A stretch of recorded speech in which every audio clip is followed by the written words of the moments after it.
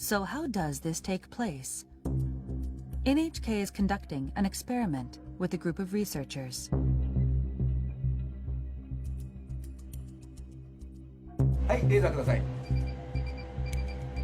The team will track particles in the air using laser beams and a high-sensitivity camera. This technology allows us to detect droplets as small as 0.1 micrometers wide. The experiment starts. First, sneezing.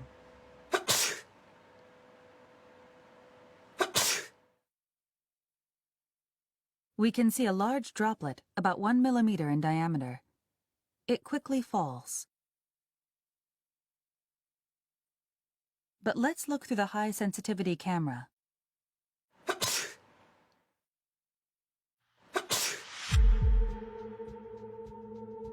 We can see small particles that seem to glitter floating through the air. These particles are all smaller than 10 micrometers, or 1/100th of a millimeter in diameter. Let's take a look from a different angle. They're small and light. You can see them drifting through the air. These are microdroplets.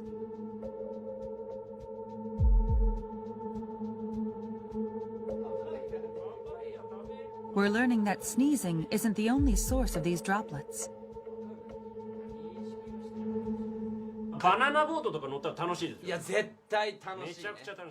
We ran the same experiment on a close-range conversation.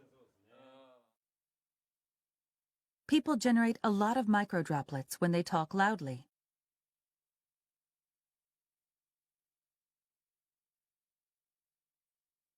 The droplets between these two stay where they are. They don't drift away.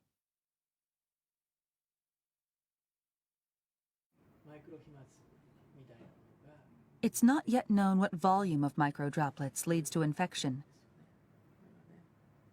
But Tateda says we can't rule out the possibility that microdroplets have spread the virus to some extent.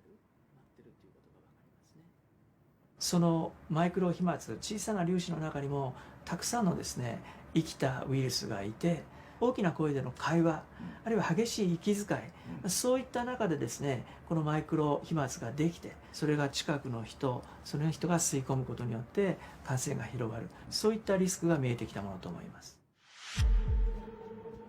The risk of infection through microdroplets becomes even greater in a closed space with poor ventilation.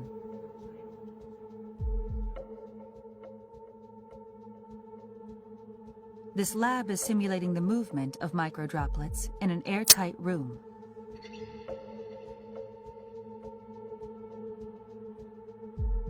About 10 people in an enclosed space the size of a classroom. A person coughs once and spreads about 100,000 droplets.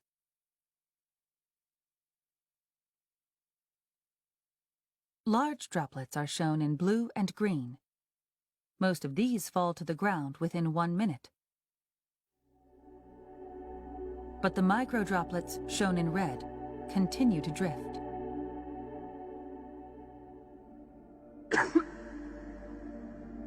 This simulation uses only microdroplets. 5 minutes later, 10 minutes later,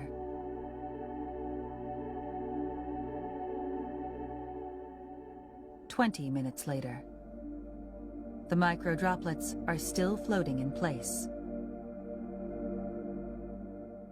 空気がよどんでいると、つまり空気の流れがないということで、マイクロ飛沫そのものは、落ちたり、違う場所に動くことができませんので、長時間その場所にとどまるっていうことになります。But there is a way to prevent this stagnation of microdroplets. Opening windows and increasing air circulation is believed to be effective.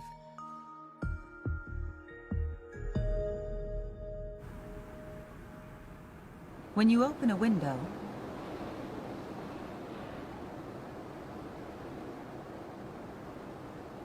micro droplets are quickly swept away.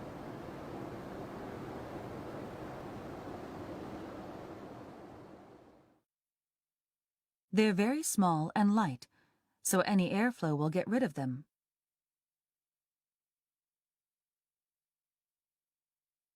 できればですね、2箇所開けて風の流れを作ってあげるということが大事。